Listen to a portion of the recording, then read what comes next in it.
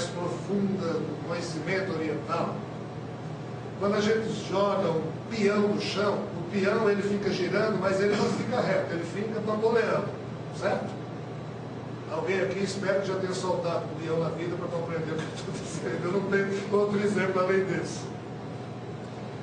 Para quem estuda as coisas da Terra, sabe que a Terra, o eixo da Terra, esse eixo tem inclinação de 23,4 graus em relação ao que seria o eixo, a posição do eixo vertical. A Terra ela é inclinada.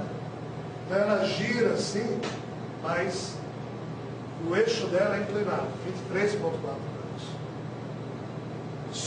Por exemplo, a Terra, quando ela gira um ano ao redor do Sol, ela gira com a mesma inclinação, ela vai variando muito pouco. Na verdade, a Terra gasta cerca de 25.200 anos, ou 26 mil anos, vamos arredondar, para completar um giro sobre o seu próprio eixo. Ou seja, a Terra, somente depois de girar cerca de 26 mil vezes, ou seja, 26 mil anos ao redor do Sol, é que esse eixo dela completa o chamado ciclo equinocial, vamos chamar assim. Muito bem. Quando os europeus descobriram o chamado calendário maia, que não é maia, é tolteca, os maias, os incas, os astecas são já culturas antigas, mas na verdade essas três culturas são filhas de uma cultura mais antiga ainda, que é chamada cultura tolteca. E os toltecas, ninguém sabe como, conseguiram já naquela época fazer, eles conheciam o chamado ciclo de 26 mil anos.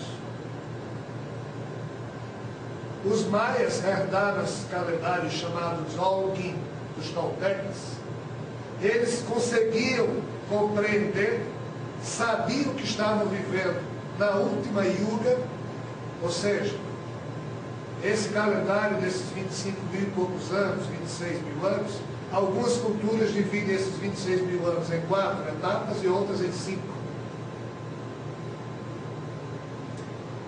Os hindus já faziam isso há muito mais tempo, ou tanto quanto os toltecas, e esse conhecimento é milenar também no Oriente. Então, segundo essa perspectiva, cada 5.200 anos desses correspondem em números absolutos a uma yuga, ou seja, a uma espécie de uma estação do tempo cósmico. E em cada estação dessa, que dura em média 5 mil e poucos anos, do jeito que o outono se caracteriza na Europa pelas folhas caírem, soltar um certo pólen na atmosfera e muita gente fica doente ou que tem alergia, ou seja, cada estação desse chamado ciclo do eixo terrestre traz consigo situações cósmicas, aí entra o que se chama astrologia, mas num nível muito mais profundo do que a comumente conhecida nos tempos atuais. E necessariamente a cada ciclo desse, quem estiver vivendo na Terra e nos seus ambientes espirituais, olha o tamanho da confusão disso, passam por uma série de condicionantes que interferem profundamente na capacidade de realização dos seres humanos, na capacidade desses seres humanos serem felizes ou arquitetarem a felicidade nesse períodozinho.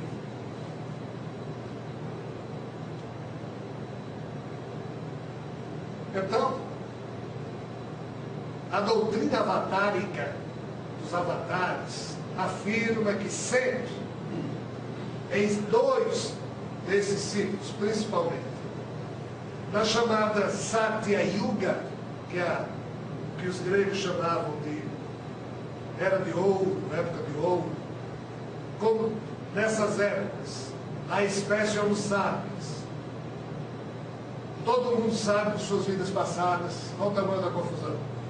Todo mundo tem contato com seres espirituais, todo mundo só fala a verdade, ninguém mente, todo mundo é minimamente amoroso. Nessas épocas ninguém precisa de um avatar, porque todo mundo já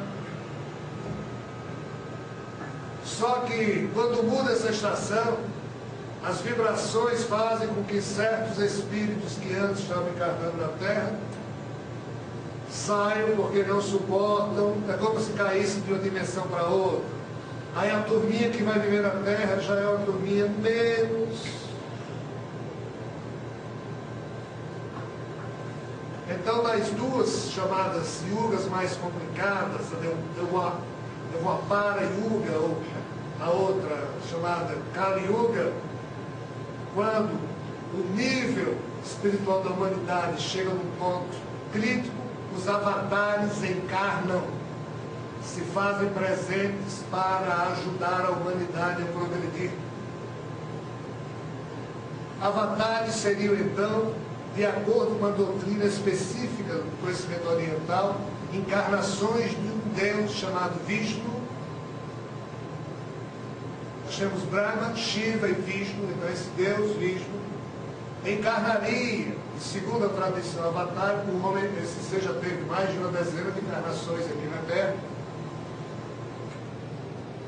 E esses avatares sempre demonstram possuir poderes muito além da média humana, mas são poderes que na época da Saga Yuga são normais e nem são considerados superpoderes, mas são considerados superpoderes numa Kali Yuga onde todo mundo é cretino. Então quem tem a alma acesa de fato é um Deus nos nossos olhos. Mas cada encarnação desse Deus Vishnu é tida sempre como encarnações de avatares unificados a esse Deus ou poder divino. Mas existem outros deuses que não Vishnu, e isso eu estou falando dentro da doutrina de tudo, que encarnam e como não são tão fortes como Vishnu, os seus avatares já têm neles poderes que o chamado Purna Avatar, que é o avatar máximo, mas já apresentam certas ordens de poderes. Como também tem aquele avatarzinho que apresenta algum poderzinho, mas que comparado ao Sai Baba é um Ricardo, é um Rogério, ou seja, um Bofó. Só que é uma doutrina mais ampla que está sendo entendida hoje, que é surgida na Índia, que fala realmente de avatares não ligados só à trindade dos deuses hindus. Jesus é um grande avatar também, mas Jesus não é ligado à cultura hindu. Então quem seria Jesus? Krishna, Vishnu ou Brahma? Não funciona assim. Zoroastro também. Em resumo, avatar seria isso.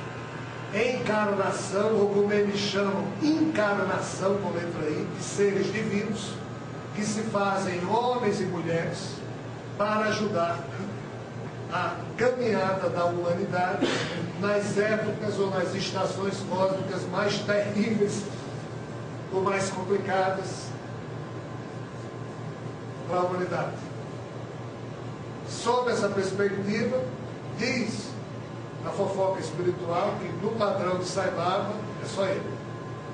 Mas tem outros avatares de outros padrões, alguns a humanidade sequer conhece. Se isso for verdade que eles dizem, tem hoje em dia na Terra seres que são muito mais evoluídos que a gente, sem nenhum tipo de ministério público, apenas existindo aqui, vibrando, ajudando discretamente a humanidade, sem se fazer conhecer, sem deixar que os outros percebam o seu poder pessoal. Mas o grande barato é quando todos nós acendermos a luz das nossas almas e nos tornarmos protótipos de avatares. E para isso a gente só precisa tentar amar sempre, criar um mínimo de alinhamento espiritual consigo mesmo, alinhar numa mesma direção as suas intenções, os seus sonhos, as suas ideias, as suas metas, os seus objetivos, o seu discurso, as suas atitudes, as suas emoções, tudo plenamente alinhado. Que mesmo você sendo um mero ser humano, um miserável ser terráqueo, você vai caminhando na direção a que você se auto-impôs caminhar, cai, escorrega, se levanta e vai, independente de aplausos, de